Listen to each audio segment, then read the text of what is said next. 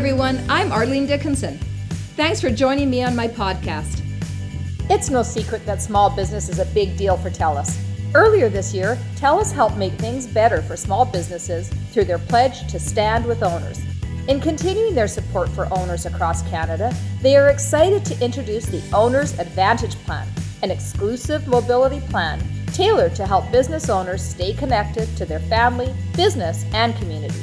The Owner's Advantage Plan offers a wide variety of benefits designed to provide greater value and more flexibility than ever before, including yearly device upgrades, endless data, same-day device repair, and access to on-demand virtual healthcare, all on the world's fastest mobile network in the world. Visit TELUS.com/ownersadvantage. Hello everyone, and welcome to this week's episode of Reinvention. Today, Arlene chats with rising star rapper Merkules.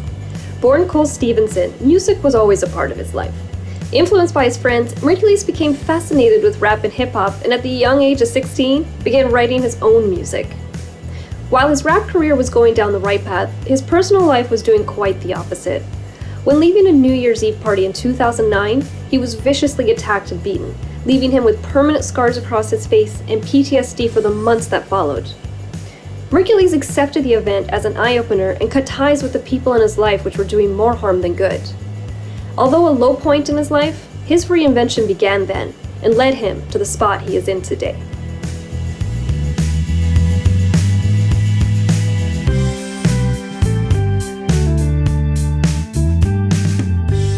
Merk, first of all, welcome to Reinvention, to the podcast. I'm pretty pumped about talking to you because I got to say, I don't think I've ever talked to somebody quite like you in my life. And I mean that like with tons of respect and tons of like curiosity. I'm very curious about your life story and how you've reinvented yourself. I mean, I was looking up some of the, stats on you. Your videos have more than 512 million YouTube views.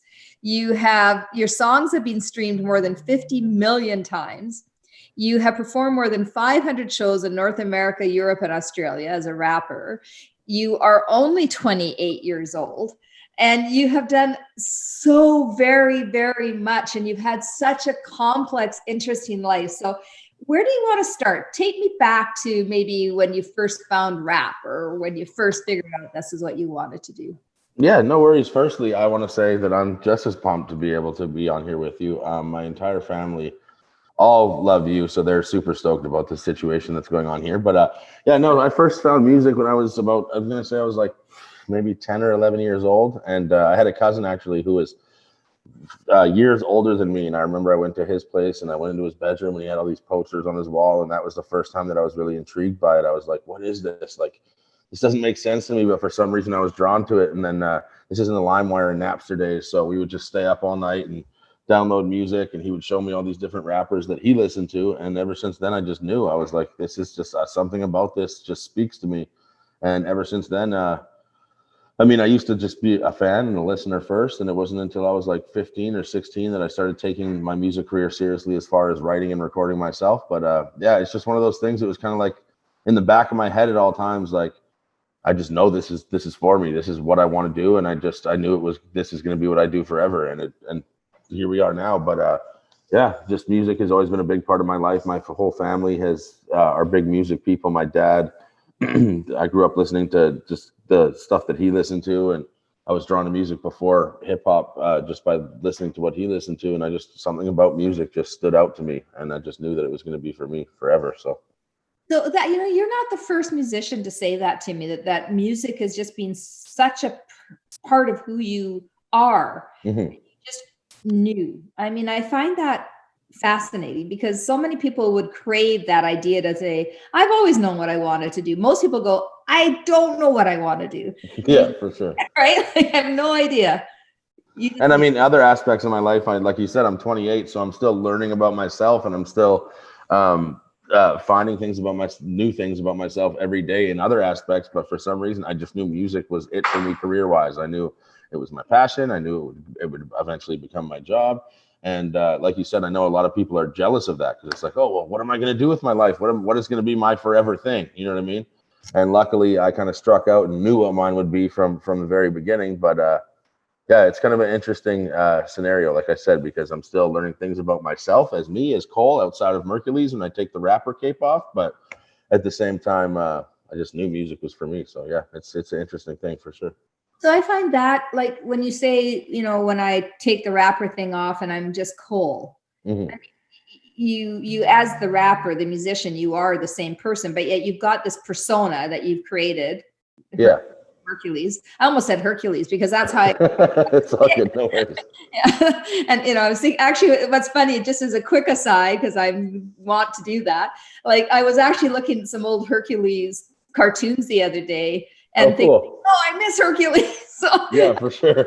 and nothing to do with you, but maybe, or is that how you came up with the name? What does Merkules mean? How did you come up with the name? I'm going to be honest with you, Arlene. I got the name Merkules because, so first of all, I've always had older friends. Like I've always been the young guy that hung out with the older crew.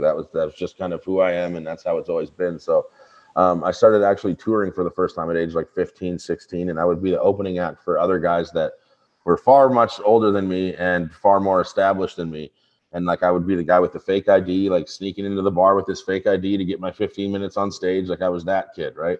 And I kind of always overdid everything. I would be on stage longer than I was supposed to be. I would be in the green room backstage just talking everybody's ear off. Like I was that kid. So they always said, like, if I was on stage for too long, and they were supposed to kick me off at this point because I only had a 15-minute slot, but I tried to stay up there for 20 minutes or 25 minutes. They'd say, oh, here comes Merkules, because my name was Merk before. My nickname had always been Merk, right? So eventually Merkules, just because of the Hercules, because of Hercules, obviously. So they started calling me Merkules. But whenever I would overdo something, they'd say, oh, well, here comes Merkules. And it ended up being like an inside joke. And eventually it just stuck. I was like, listen, these guys call me Merkules so much, I'm just going to, it's stuck at this point. So one day I woke up and I changed all my social media to Merkules, and they all thought it was funny. And here we are 10 years later, and I'm still Merkules. So. Well, so it is connected to Hercules. So that actually makes me feel better, because that's how, and there's your cat. Hey, cat, what's your cat's name? That's Bella. We got two cats here. We got Bella and Luna, yeah. So when you're 11 or 12 years old, you decide that you're going to be in music. You luckily have a family who's musical, because I can't imagine saying to my kids at 15 years old, go on the road and like do the things like, yeah, that's scary as shit. Sorry, like you're setting up like a 15-year-old. Like, how grateful are you that your parents were able to just say, yeah, go live your life? Not only am I thankful for them being musical people, but they've just always believed in me. Like my mom and my dad not only are a huge part of my career in the aspect of support, but like my mother is my accountant. Like she retired and became my accountant. Like they're a big part of my business as well. And yeah, super, super blessed, because I have a lot of friends who are really talented, really good musicians, and they don't have that family support. It's always like a thing where it's like, oh, so how's your little music thing going for you? You know what I mean? Whereas with my family, they've just believed in me even more than I believed in myself at times. And it's been a huge blessing. And like back in those days, like I said, when I was the young guy, 15 years old, going out on the road, like they were lending me their Honda Civic, and there was 5 guys cramming into my mom's car going on tour. You know what I mean? And like they've like I said, they've just always believed in me. I used to come home with bed bugs, and we'd have to get the whole house exterminated because like we couldn't get a hotel room, we couldn't afford it, so we'd stay at hostels. Like we really went out there and did the whole grind. And yeah, super grateful to have the family that I have. Definitely, for sure.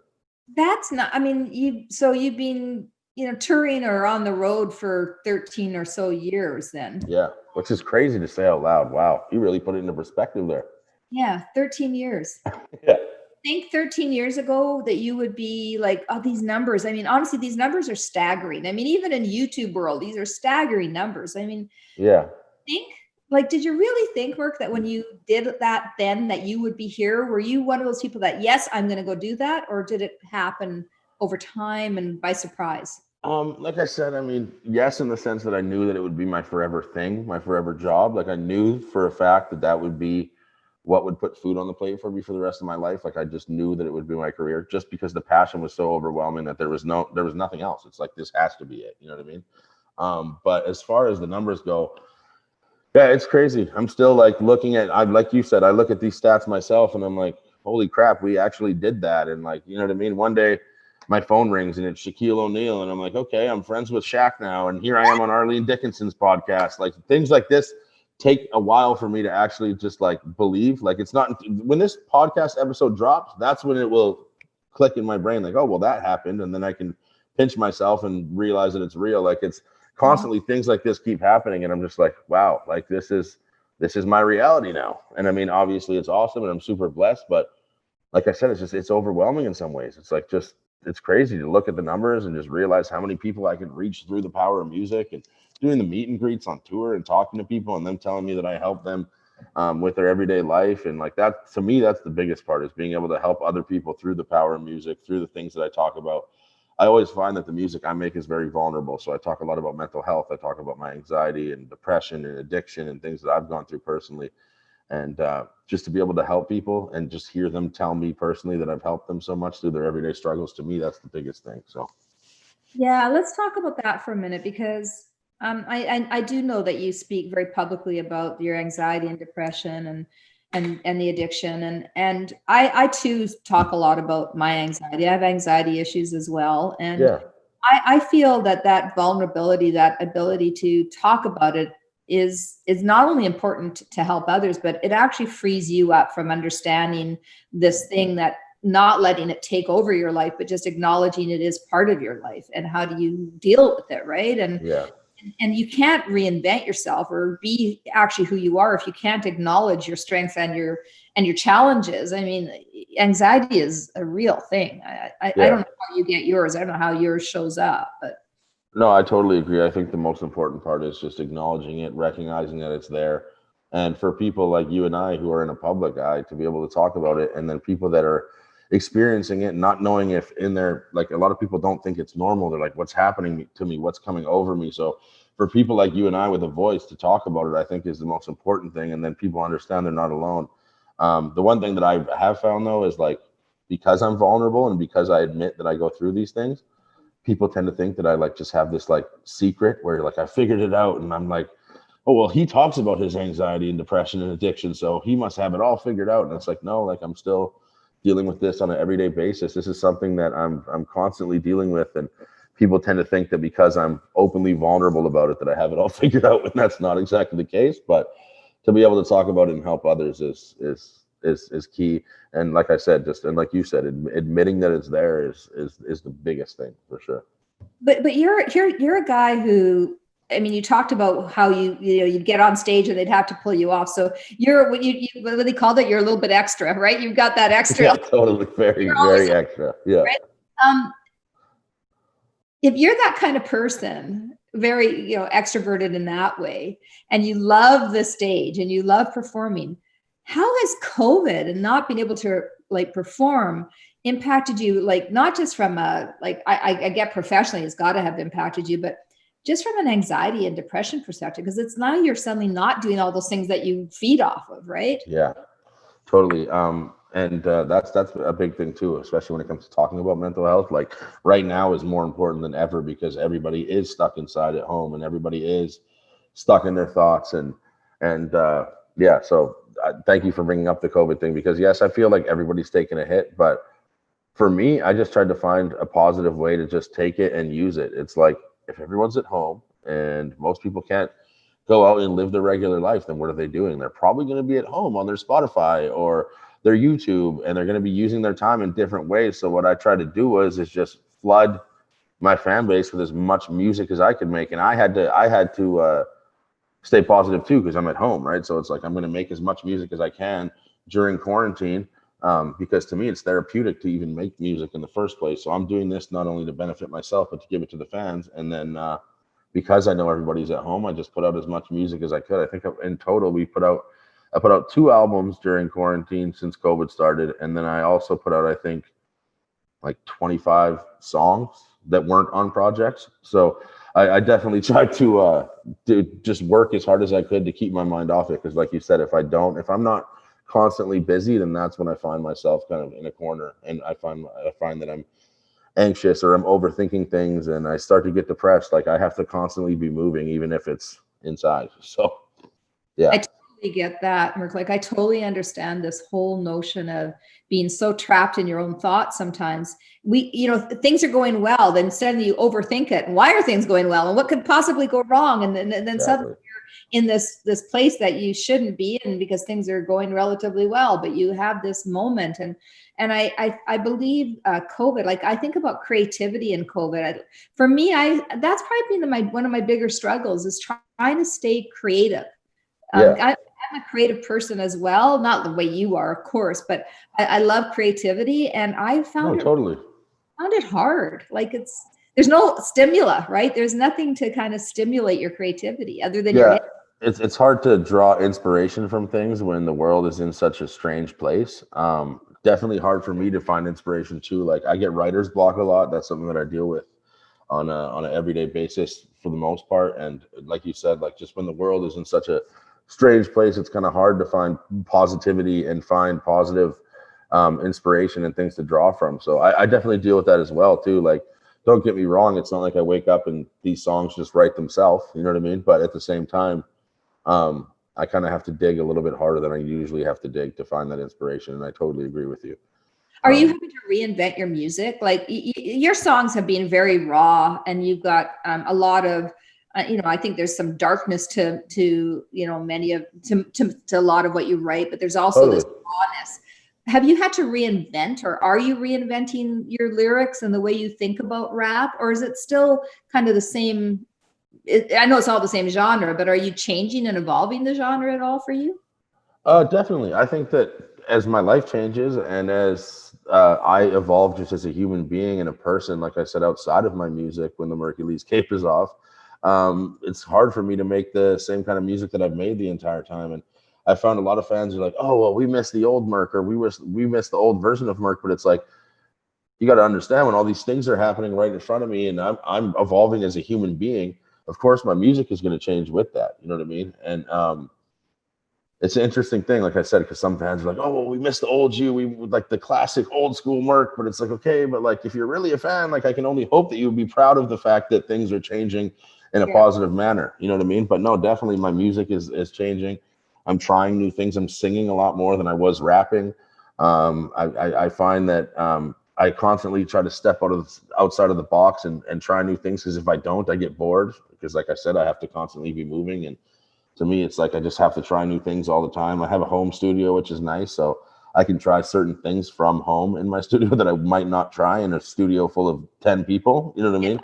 And sometimes it works and sometimes it doesn't. So no, I'm constantly trying to evolve. I'm constantly trying new things. I'm constantly collaborating with artists that are not within my genre and just seeing how it goes. You know what I mean? And you kind of have to put yourself to the test, I think, because if you don't test yourself, then you know what I mean? Like you have to put yourself to the test to a point where you realize, like, okay, if I don't test myself, I'm just going to make the same song 100 times over, and I don't want to be that guy. But I think that's super easy to do when you're commercializing your talent, right? Like when you have a group of fans who love you for what you were, and that's where you start making your living from. It's very difficult to suddenly say, "Hey guys, we're not doing that. I'm now gone to a different place." And you just hope that those fans, as you said, will come along with you, and you'll still be able to make a living at it. But I love that you're being true to yourself and doing what you believe that you should do versus what people are willing to pay you to do, because that's not creativity. That's pure, and what they call it in your business, it's kind of selling out, right? Yeah, no, for sure, totally. And like you said, like things are gonna change, but at the same time, we call that, like, I hate saying the term, but a lot of the time there is fair weather fans where they're only gonna love one version of you. They're not gonna respect a different version of you, and sometimes some people are gonna fall off that bandwagon. And I realize that at the end of the day, you can't impress everybody. And I was that guy for so long that wanted to keep everybody happy. And then I started realizing that if I can keep myself happy first, it's so much more important, not only for my career, but also for things like my mental health. And I realized that I'm not going to be able to impress everybody. It is what it is. And if those people fall off the bandwagon and they don't listen to me anymore, or they still only listen to my older stuff, that's okay. You know what I mean? Because at the end of the day, I can look in the mirror and be happy with the person that I am. And that's most important. So for sure. The fact that you know that at 28 pretty much floors me, because it took me so many more years to understand that if I wasn't happy, it didn't matter how much time I spent spinning to make everybody else happy. That it wasn't about, saying yes because somebody expected me to, but about saying yes because I wanted to. And I think I have an enormous amount of respect for the maturity that you have to be able to say that. And I can only believe that it comes from a place of having gone through a lot of dark times yourself and trouble yourself to get there. So you start to understand how important it is. Yeah. To make yourself happy. So can I just jump from that? Because I kind of think your tattoos might have something to do with that. I don't know, but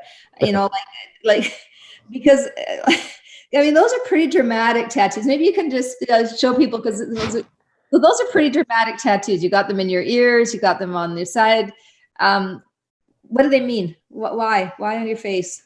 It's funny because when I first started getting tattooed, I call myself a tattoo collector to sound all bougie about it. But when I first started getting tattooed, like I remember I got my first one and I was like, oh wow, that was really fun. I'm going to do that again. And then of course years went on and here we are now. My mom is actually behind the laptop right now giving me the look like, you little brat, you went way too far. But yeah, it's funny because before I had my head and my ears and my face and stuff, her rule was always, okay, listen, you can get tattooed all you want, but don't get your hands or your face tattooed. So what do? I think in my head, I'm like, how can I get around this? So I actually got my mom and my dad tattooed on my hands so that when I came home with that one, what are they going to say? It's them. You know what I mean? So Yes. yeah, exactly. So some tattoos have a meaning. Some are just there because I wanted to get it at the time. I'm a very sporadic person. Like a lot of the time I'll be on tour and I'll get a message on Instagram and it's a tattoo artist. Hey, you're playing in my city tonight. After the show, come by my shop if you want to get a free tattoo. So I'll show up and I might not have something in mind at the time and I'll look through their flash book or something like that. And I'll say, oh, well, that looks kind of cool. Put it on the back of my head. You know what I mean? Like I'm just, yeah, like that's the kind of person I am. But there is definitely a lot of tattoos that I have that have a lot of meaning behind them. For example, this one here, that is like the symbol for mental health and shows that I'm a huge mental health advocate. I have anxious right behind it. I figured I'm such an anxious person that it's not something to be ashamed of anymore. I talk about it so heavily in my music. I'm okay with being open and vulnerable. So what do? I go and get anxious tattooed on the side of my face. And here we are. But yeah, so some of them have meaning. Some of them are just there because I like the idea at the time. But it's also therapeutic to me too. Getting tattooed, the process of getting tattooed is therapeutic to me, just like making music is. You know what I mean? Expression, like you feel like it's an expression of yourself. Yeah, just and also the pain. I like just getting tattooed and just the feeling that you get while you get tattooed. It's not fun to get tattooed, but then afterwards you look in the mirror and you're like, oh, well, that looks pretty badass. Like I'm happy with this. Like it's something about the experience is therapeutic to me, which is interesting. I can relate only that I have 4 children and having kids is not the most pleasant experience, but yeah. But afterwards, you're going, yeah, that was worth all that horrible pain that I just. Yeah, that was worth almost a year's worth of carrying this around and being in pain. Yeah, no, for sure. I don't have any kids myself, but all my friends that do tell me the same thing. They're like, man, trust me. Like, as soon as you have your first child, man, it's just like the whole aspect of your life just changes, and you realize that you're here for not just yourself anymore. And me and my wife eventually will have children. We just live such a crazy lifestyle that we can't. At this very moment, but I'm excited to eventually have kids myself too. So when you got that, just for a few more minutes on the tattoos, and I want to back to something else, because I think I shared with you when we were talking ahead of the call was that I was going to get a tattoo. I was going to be brave. I was in Thailand, and a friend of mine in Thailand said that he knew the tattoo artist that did Angelina Jolie's tattoo on her back, one of her tattoos. Yeah. And he did it with a bamboo stick. So out there in Thailand, the big thing out there is stick and poke. Yeah. So stick and poke is basically, instead of using a tattoo gun, they literally just have like just one needle. And instead of going with a tattoo gun, they literally poke every single piece. Yes. It takes much longer, but it's really cool. So that's probably what that would be in Thailand. So So I was all in. Okay. I had never gotten a tattoo. I thought, that's it. I could say that I was in Thailand. And he said, listen, the guy lives in this little village. We're going to, so we got on the back of one of those scooters. We drove for like 2 hours, little tiny town in the middle of nowhere. And, of course we get there and the guy was in New York on like he'd been hired by somebody to travel across into North America to give a tattoo and he wasn't home. So I always saw that as like, that was the sign that I shouldn't get it because I was at game for it, man. I was going to get it done. I had no idea what I was going to do. I wouldn't be exactly stoked about taking a 2-hour ride all the way there to find out that he's not even home. No. But yeah, that could be some sort of higher power sign saying maybe you shouldn't do it. But Arlene, maybe your skin's getting too old for that. I don't know. But so, I'm still a firm believer that you should get one eventually, though. I'm not. I want to. I think I want to get the Canadian flag. That's kind of cliche, but I know, who knows. I will get one day. My parents just got their first one. I'm super stoked about it. Who did? My mom and my dad just got their first ones. Here, Mom, if you want to just put your hand in here quick. They actually went and got my logo tattooed on their wrist. Well, if your mom can do it, I can do it. How's that? Can do it. How old are you, Mom? 64, and she just got her first one. So awesome. Did it hurt like hell? She asked if it hurt like hell. Actually, it wasn't bad. No? Not as bad as I thought it would be. Not as bad as she thought. Oh, see, now I'm like, okay, now I'm thinking, okay. It really depends on the spot, though, Arlene. Like where on the body you're trying to get tattooed, because, like I said, some places it's a breeze, and other places it's a nightmare. So it really depends on where you're trying to get tattooed. But I mean, the wrist. My first one was on my wrist as well. So I think that's, for the most part, that's usually like most people's go-to spot. But you have them inside your ears, which I just think that's got to have hurt like crazy.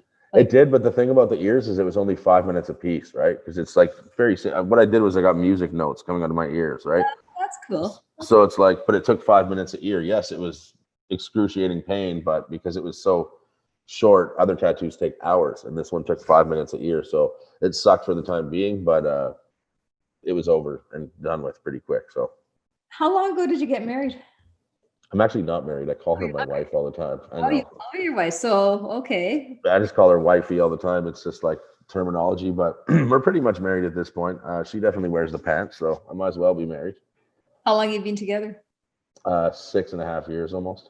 Well, so do you want to like maybe make an announcement on this, like talk about reinvention? Don't you think it's time to tie the knot here? I mean, yeah, I might have to just FaceTime her right now and get on one knee for the podcast. If ever she's at work right now, but she'll be heading over here around 4:00, so in a couple hours. But she's also really, really excited about this, and she's a huge fan of yours, and was like, "Make sure you tell Arlene I say hi." So now say hi to her. What's her name? Carissa. Carissa says hi. Carissa. Well, Carissa must have a great sense of humor to be able to come back, like to have her husband. I'll call you a husband. Come in with new tattoos and. Yeah, she's definitely, that's every time I'm getting tattooed, if it's in a very in your face spot on my body, then I call Mom and then I call her afterwards. I have to get the cosign from both of them before I actually get it done. Well, I like that you know exactly who's in charge. I mean, that your mom's raised you well then to do that. Oh yeah, for sure. So I went back a little bit. I'm going to read for a second.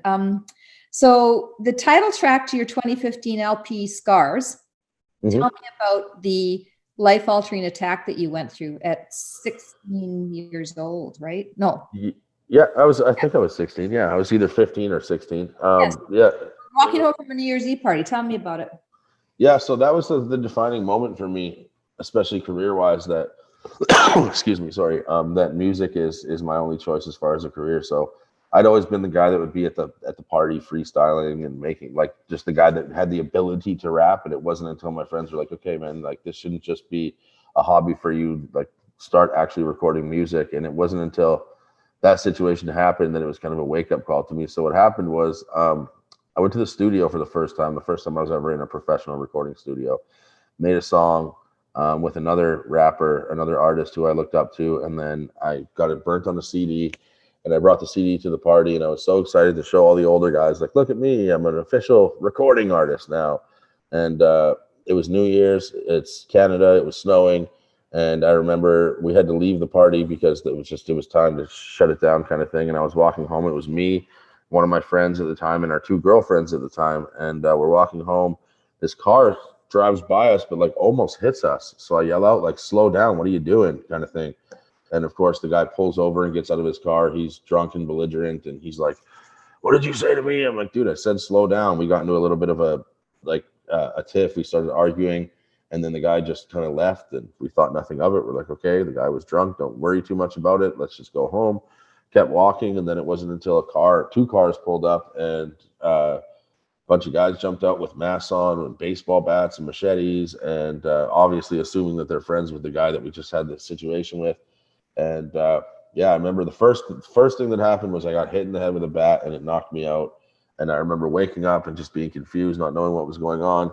And then, as you can see here, I got stabbed in the face with a switchblade, and it was a very serious situation. And the friend that I was with ended up getting the exact same scar. He got stabbed through the hand, once in the shoulder. They tried grabbing the girls that we were with. It was like a very, very scary thing. And it's interesting because, like you said, when it comes to the title track on that album, I actually thank the people that did it, because at the time I was hanging around with a lot of the wrong crowd. I was making a lot of very irresponsible decisions, doing a lot of really stupid stuff. And if that situation didn't happen and I didn't have that wake up call at the time, I might not have woke up and said music, music, music from now on. That's it. So I actually thank the people in the song that did it, because if they didn't do that, I wouldn't have the wake up call at the time that I needed to kind of just mature and grow up. So yeah, super scary situation. Still friends with the other gentleman that was with me at the time.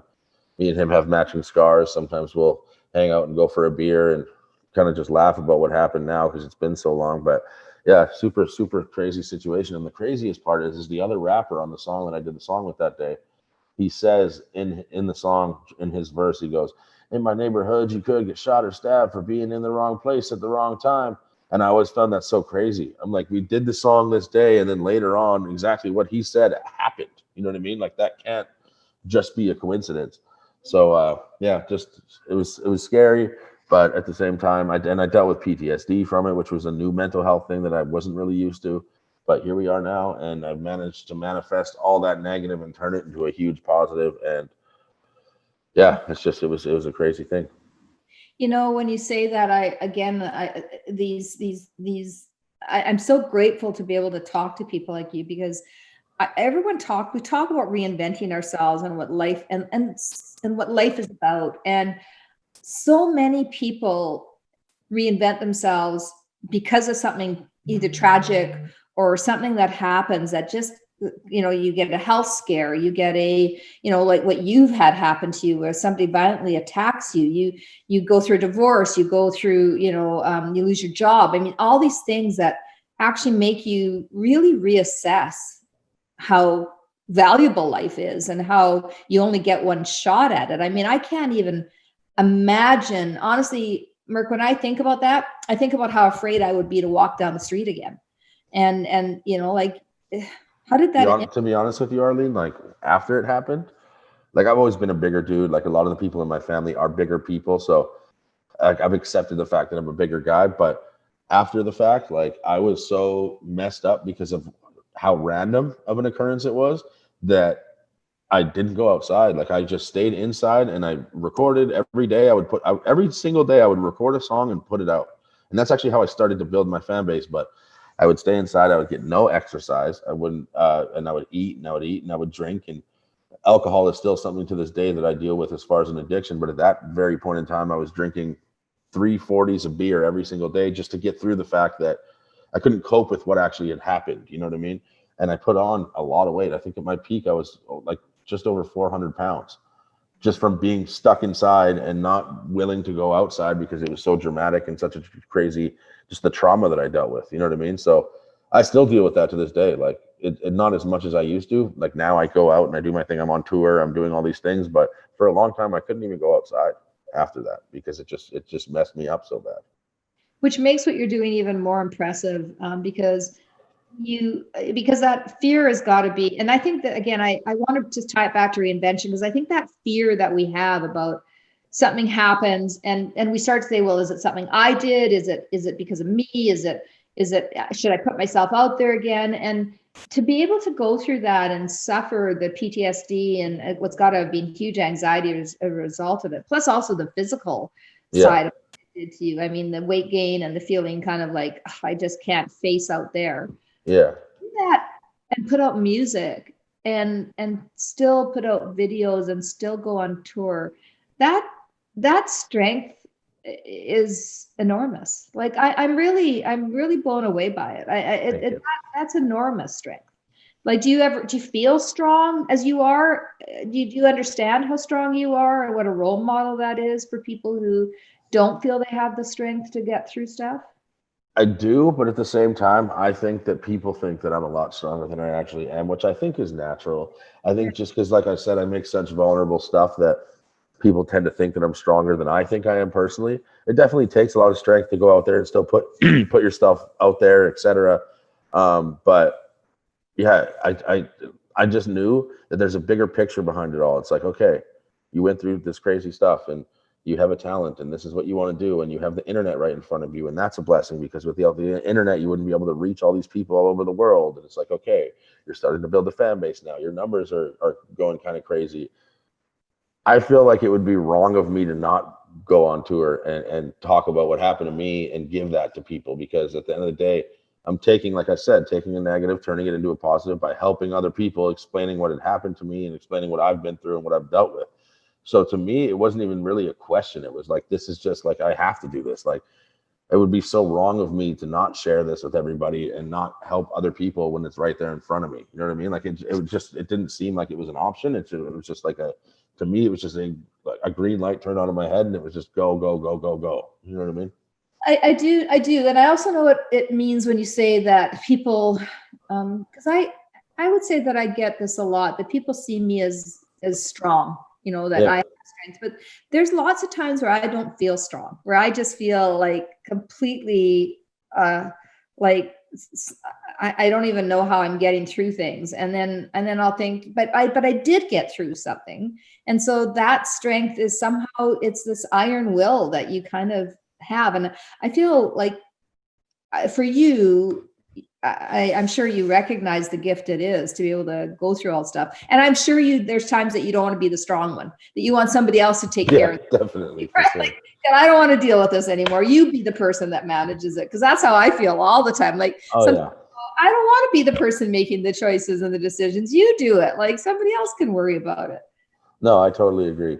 And yeah, like you said, it's interesting because anybody, whether they see you on TV or they see me on YouTube or anything like that, it's like people are going to take their opinion of you and they're going to build in their mind whatever version of you they choose to build. You know what I mean? And you kind of just have to live up to it for them. You know what I mean? In order to keep them as a fan or as a listener, or as a watcher.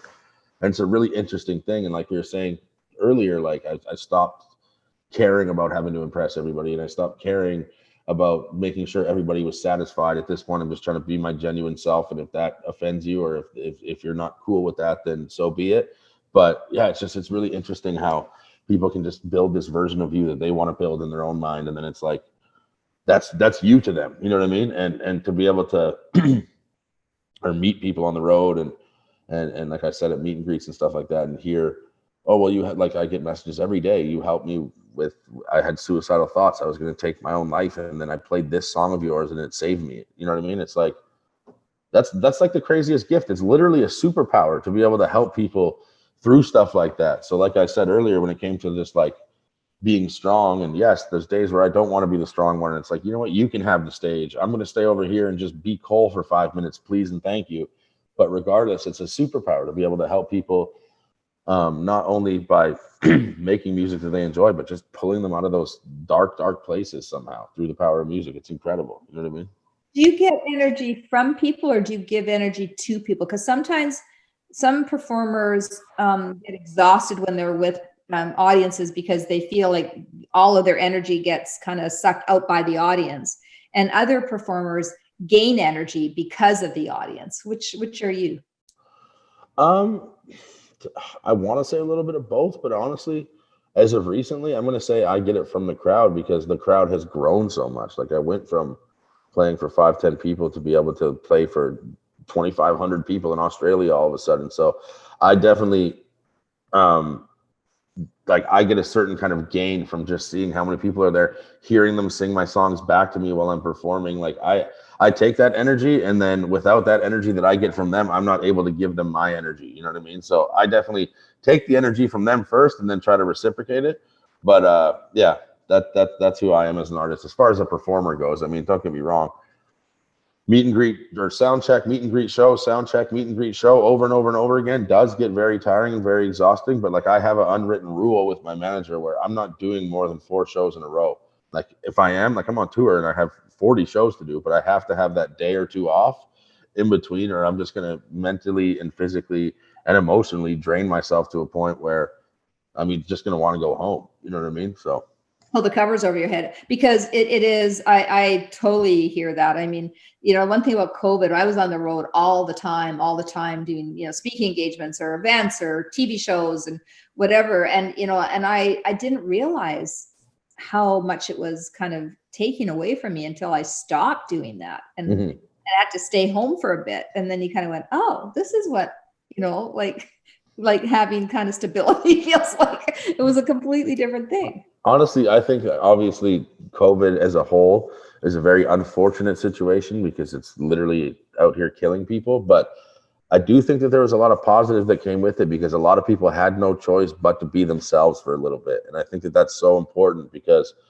at the end of the day, like no matter how much success you have, especially in the public eye, it's nice to just be you for a little bit and just understand and realize that you're the most important. Like you have to take care of yourself before you can take care of anybody else. And I sound like a hypocrite when I say that because I don't always take the best care of myself. But I think that COVID, just certain things about it, there were certain blessings in disguise that came with it that I find. And I also find too that when it comes to mental health and stuff, like anxiety has been a blessing for me too, because it's like if I didn't overthink that situation 100 times before it actually happened, I've just jumped into a cesspool of bad decisions. So because I have anxiety, I understand that if I don't overthink things, that I might make bad decisions. But if I overthink everything and I analyze everything in every way that it could go, in every way, shape, or form, I tend to make a better decision because I overthought it. You know what I mean? So it's just really hard finding the positives within these things, but there is positive things to gain from anxiety, COVID, and things like that. So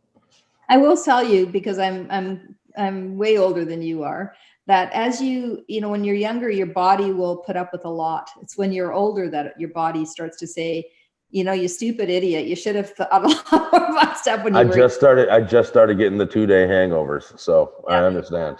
Yeah, it creeps up on you, man, and then suddenly you go, wait a minute, this aging thing is real, and I should pay attention. So don't forget to take care of yourself, because it's not just your mental health you need to worry about, it is your physical health. And I learned that the hard way myself. Like I've gone through highs and lows and weight gain and weight loss, and it's a roller coaster. And I think it's because even though we spend time with ourselves and we get to know ourselves, we sometimes don't believe we deserve ourselves, and we don't believe we deserve what we have. Right? Wow, that's huge. I might have to go get that tattooed. But no, you're 100% on. Hit it right on the nose. It's definitely times where I look around and I like hyper focus on the fact that all this is happening. And it's like, do I deserve this? Like, why is this all happening? And because this is happening, have I earned it? Like, did I put in enough work that this should make sense to me? You know what I mean? So yeah, definitely. And I totally agree. Sorry to interrupt you, and especially in a world where people are looking, they look at success in such a, I think there's this filter of your success is, it's good for you, but like it's actually unfair that you've had the success, and yet how hard you worked for it, how many hours you put in. I say to people all the time, like, whatever I have, I've earned. And there's something it's important to say that out loud, by the way. It really is, because otherwise you start to feel like, well, wait a minute, like maybe it was all just luck. Well, luck has always something to do with it, but it is not all of it by any stretch. No, I totally agree. And I say this all the time to people that ask me, like, oh, well, there's always that classic question. So how did you do it? You know what I mean? And it's like, and that's of course, it's like, I'll answer that question 10 times a day. And every time I answer it, I have a different answer. You know what I mean? But I do find that, that the way that my career has panned out for me musically, it's like, I would much rather be the guy that was on tour doing 10 tours with 10 guys in a Honda Civic, getting bed bugs and not getting any, like not making any money and going out there and just really starting from the ground up than I would be wanting to be the guy that has one breakout song out of nowhere. And it's like, oh, now I'm going on tour and tour is a thing. And I went from never playing a show to packing a stadium. Like, I'm really happy that I call it the slow grind. I'd much rather be able to do all these things and slowly build myself up to the point of success that I have now than I would for it to happen overnight, because there's so many lessons that come with the struggle and the grind to get there that I'm valuable of. It's like, I'd rather have those. I'd rather have gone through all this to get to where I am now than it just happened overnight and me not learn all those things on the way. You know what I mean? Yeah, I know completely what you mean. And I think it's one of those things that we don't always recognize kind of how life piles in on itself and how all of these things become, like you just said, how did you do it? Well, actually, the real question people should be asking is, how are you going to do it today? Because Totally. it's not about what you have done. It's about what you're doing now. Like, how are you going to get up today and do this again? And of course, you have to have an eye to the future. But I always think it's like, what's happening right now that you could do with your time right now?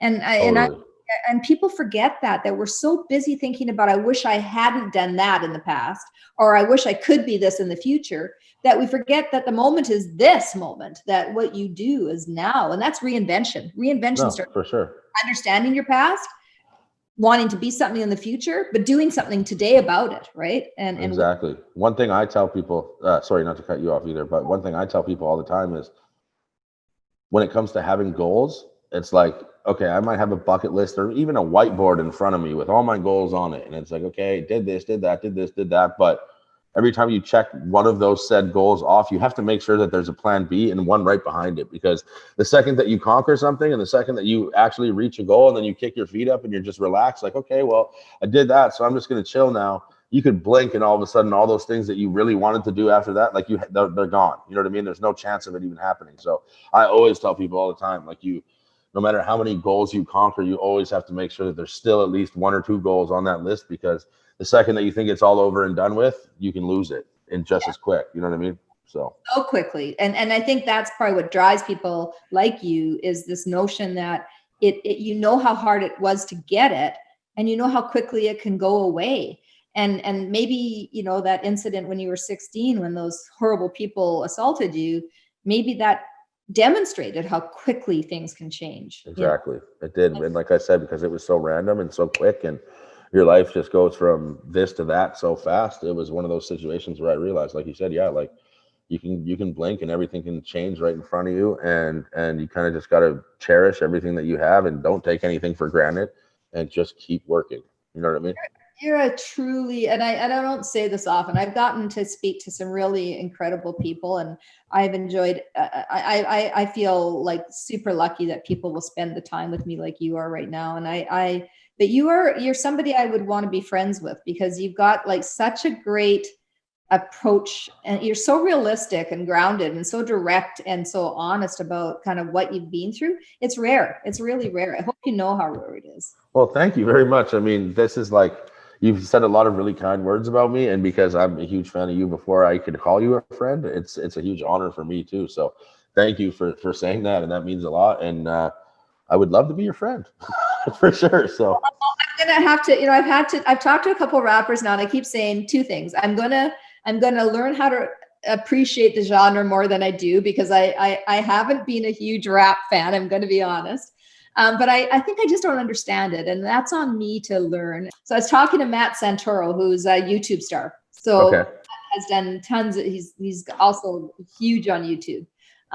And he's really fascinating. He made me promise that I would do a YouTube channel, because I have not done it. That's awesome. I don't know. So I'm thinking, okay, well, But I actually think you should do a YouTube channel just talking about your life, because it's not just about your music, but it is also about you. I mean, maybe you are telling your life story through your music, but I just think you talking to people would be actually pretty interesting. Honestly, I appreciate you saying that, because I did a live stream probably like 2-3 weeks ago when I dropped my last album, my newest album. And I said to people in the live stream, I was like, guys, like, I'm content doing music and giving you guys music all the time, but like, I want to give you more than just that. I want to give you like a piece of me outside of just what you're listening to when you hear me or I'm on your playlist. Like, I enjoy talking. I enjoy, obviously, like I said, helping other people and stuff like that. So I just said to them, I was like, what do you guys want from me? Like, what more can I give you that, like, suggest it, please, because I want to give you more than just the music that I give you. And I think, like you were saying earlier, and like we were discussing, quarantine is a prime time to do exactly that, because you have extra time on your hands that you wouldn't have if you were on the road touring and stuff like that. So I definitely want to start just doing more conversational videos where it's not just music. Or sometimes I'll wake up one day and something's bugging me and it's on my mind, and I know that other people struggle with whatever's bugging me at the time, and it's like I could probably make a 10-minute video of me ranting about whatever it is that's on my mind, and it'll get just as much traction as my music would, because people relate to it. You know what I mean? So I appreciate you saying that, and I'm definitely going to try to start doing that more, because it's right there in front of me. I might as well do it, you know? Okay, you're going to do it, and I said I'm going to do it. So now we have to, like, pinky promise or whatever you do. We're gonna have to collaborate on something on our new YouTube channels. I think that's actually a really good idea, because there's something about, one thing I love about my life, and I have to say that, is that it doesn't matter your age or your stage or where you've come from or any of those things. What really matters is human connection. And the fact that I feel so connected to you through a video and a chat like this is it speaks to how all you need to do is be honest with each other and vulnerable with each other, and yeah, totally, and talk, and yeah. And the narrative that being vulnerable is a negative thing needs to change too. You know what I mean? Like I said, people like you and I that people really pay attention to, like, we don't exactly live regular lives because we're in the spotlight in one way, shape, or form. It's important for people like us to lead the pack and be like, hey guys, it's okay to be vulnerable. Like, it's totally fine to tell the world that, you know what, I'm not perfect. You know what I mean? Yeah. Nobody is. Perfect is a word that should be abolished from the English language. It doesn't exist anywhere. Perfect. And the word normal. Normal needs to go somewhere else too. 100%. Perfect and normal. They're just ridiculous words. Just our time's kind of flown by. Is there anything you want to say to people that you haven't said? And I mean, I could talk to you for forever. We hardly got into your career, but is there anything you want to talk about, just to tell people who are trying to reinvent themselves or trying to think about what their lives mean to them? Yeah, I think that like I'm a huge believer in manifestation. I definitely say my goals out loud. I'm the guy that'll write something down 100 times like Bart Simpson in the schoolroom if I want it to actually happen. So I think that just for anybody watching this that hasn't heard of me, thanks for watching. And obviously, if you have any kind of goal in mind or something that you want to do and you want to reinvent yourself, believe in manifestation, because manifestation is a huge reason why I am in the place that I am. Not to say that there's not going to be hard work. You can't just manifest things and they happen overnight. But believe in the power of manifestation. Believe in yourself first. Look in the mirror. Be happy with the person you are. And if there's things that you want to change about yourself, that's okay too, because it's going to make you more comfortable and you'll sleep better at night. But at the same time, be happy with you first. And like I said, once I've realized and figured out how to be happy with myself, I was able to help others. And I think that just saying, being vulnerable, saying all the things out loud that you may not be happy with, or the things that you go through on an everyday basis, just being honest and being the most genuine version of yourself is the most important thing. Whether it's you're trying to reach a goal and you're trying to be in the spotlight or you're not, just understand that being the best genuine version of yourself is the most important thing first. And you can't help others till you can help yourself. So yeah, that's what I'd say. Well, Cole, those, as a human, you are all of those things. Merk as a performer and as somebody who helps the world through their music, you are all of those things. So I really love that I got to know Cole, and I really appreciate you taking the time to talk to me and my podcast audience, and we're gonna have to figure out the YouTube collab. We'll get Matt in here. We'll get I've got a good group going right now. I think we'll get a bunch of people who I just admire so much because of their willingness to put themselves out there. And I really appreciate you taking the time to talk to me today. And I can't thank you enough for your vulnerability and your honesty. So thank you. Honestly, Arlene, likewise. Thank you for not only talking to me today, but using your platform to let me talk about myself and my career and put it out there to people that may not know who I am. And it means a lot to me. And like I said, I was a fan first and your friend second, but let's be friends and let's collab on YouTube and do all the things. I'm excited about it. And this means a lot to me as well. And all the kind words that you said, like it means more to me than you think. And I appreciate it a lot. And my entire family and my wife all say hello. And once this crazy COVID thing is over, I would love to shake your hand in person. That's a deal. And tell your mom and dad they've done a stellar job. I'm not going to get a tattoo of you. I will get. Arlene wants you to know you did a stellar job as a parent, Mom. Why, thank you, Arlene. Yeah, and I'm guessing he wasn't the easiest child to raise. Just a guess. Because she's guessing I wasn't the easiest child to raise. That's right. You wasn't. But no, like I said, thank you so much for letting me use your platform to talk about me, and I appreciate it a lot. And thanks for having me on the show. And if we can do this again, I would be super down. And I can't wait to check out your YouTube channel and collaborate with you on YouTube. Thanks, Merk. Thank you so much. While some retreat in the face of adversity, others, like Merkules, turn it into a lesson for growth. The scars left on his face after a brutal attack provided the inspiration for his 2015 LP, Scars, an album dedicated to the suspects who left him for dead, but were also the catalyst for him to change his life. The ability to move on and find the silver lining has propelled his career and placed his talent on the world stage for all to enjoy. While only 28 years young, he knows that in life, no matter the circumstance, you'll never be able to please everyone. In order to see yourself successfully reinvent, you must find and focus on your core purpose and mute the noise. Stay safe and stay human. Thanks for listening, everybody. This podcast is made possible by the great folks at Venture Communications. Thanks to our engineers, writers, producers, and all the folks who work really hard to bring you these great stories of reinventions each and every week.